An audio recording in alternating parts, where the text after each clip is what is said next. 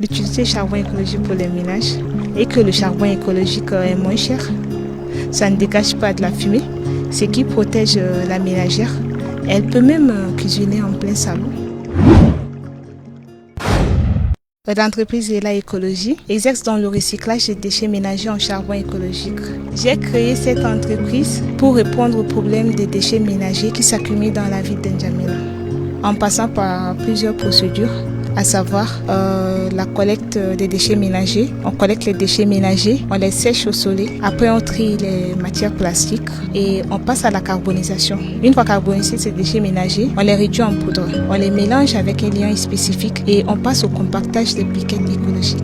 Cette entreprise est bénéfique pour la population tchadienne parce que premièrement, ça réduit la quantité de déchets ménagers qui s'accumulent dans la ville de N'Djamena. C'est-à-dire que ces déchets sont jetés à l'air libre, mais quand on les recycle, ça diminue le taux de ces déchets ménagers. Deuxièmement, c'est bénéfique parce que ça protège la ménagère. Le charbon écologique ne dégage pas de la fumée, tandis que le charbon de bois dégage de la fumée, y compris le bois de chauffe.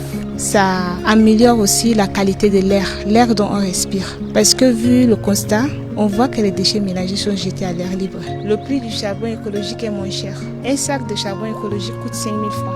Ça ne dégage pas de la fumée, ce qui protège la ménagère.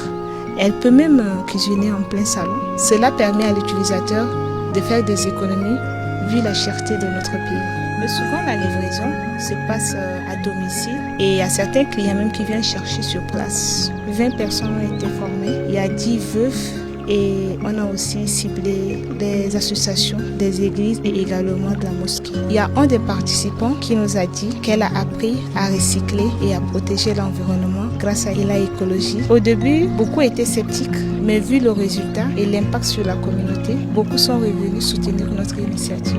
Les difficultés qu'on rencontre, c'est le manque de financement, sensibilisation inadaptée et l'infrastructure insuffisante. Mon message à l'endroit de la population est que chaque geste compte, alors unissons-nous et luttons pour la désertification. Et à l'endroit du gouvernement, nous lui demandons de soutenir les start-up qui exercent dans le domaine de l'écologie.